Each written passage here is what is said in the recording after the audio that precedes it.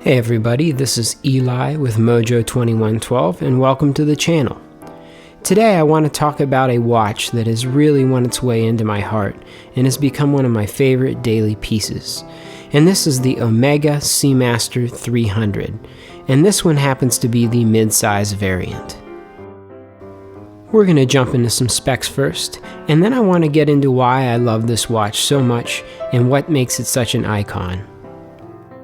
Let's start with the obvious. This is a dive watch, and it boasts 300 meters or 1,000 feet water resistance. It has a tough sapphire crystal and a beautiful stainless steel case. This particular one measures about 36.25 millimeters and has a thickness of about 11.5 millimeters, so it wears really nicely on my small wrist. This watch features both time and a date window at the 3 o'clock position. A couple of the iconic accents on this watch are the wave dial and the helium escape valve at the 10 o'clock position. The sapphire crystal features a double anti-reflective coating that makes this watch incredibly legible in all lights. This watch features an absolute rock star of a movement. It features Omega's coaxial escapement movement, which has a 48-hour power reserve, and this particular one keeps time within 2 seconds per day, one of my absolute most accurate automatic watches. This particular model comes from 2012, and it had an original sticker price of about $4,000. But with buying Omegas, I highly recommend looking on either the used market or the gray market, because there are usually great discounts to be had. I bought this watch about 2 years ago, and I bought it as a new old stock model for about $2,500. I think this watch represents some of the best bang for the buck you can get in the entire watch market.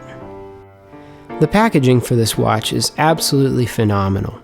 It comes in a white box, and when you open up that white box, you get a small leather red Omega box that the watch comes in. That's absolutely beautiful and presents the watch very well. I love the silver Omega logo that comes on the front of that. Behind that box, you have your operating instructions manual, and then behind that you have a white leather pouch that comes with your warranty cards in it. I think that the presentation is absolutely beautiful, and I was really excited to open this up when I got it.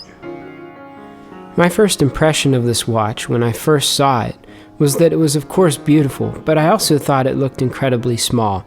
We're used to seeing such big divers now, with the Rolex Submariner now being 41 millimeters, and other watches getting even bigger than that the 36 millimeter case size looked a little bit small to me, but as soon as I put it on the wrist, it fit like an absolute glove and it looks absolutely stunning.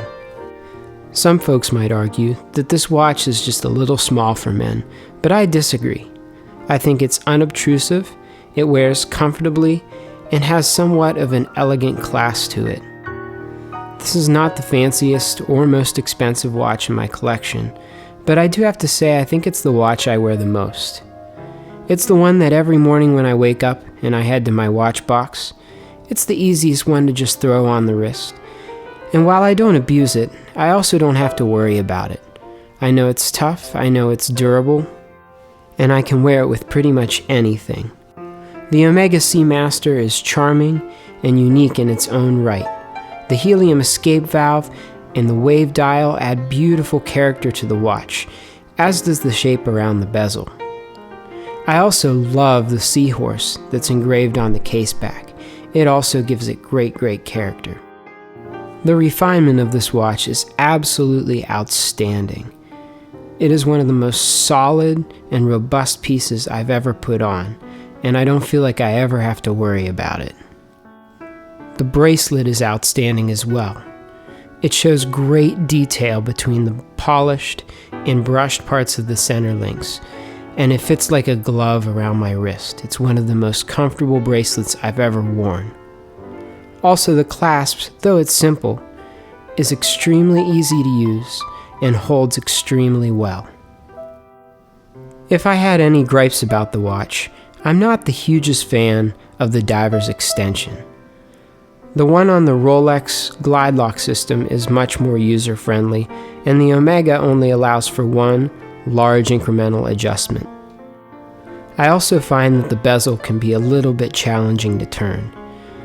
The grooves around the bezel, though beautiful, are relatively smooth, and I find that my fingers slip off very easily. When I first bought the Seamaster, I wasn't sure how long it was going to stay in my collection. I figured maybe I'd hang on to it for a few months, and then trade up to something else. But what I found was that that watch was right at home on my wrist, and I loved every minute with it. It's now the most worn watch in my collection, and I hope to keep it forever.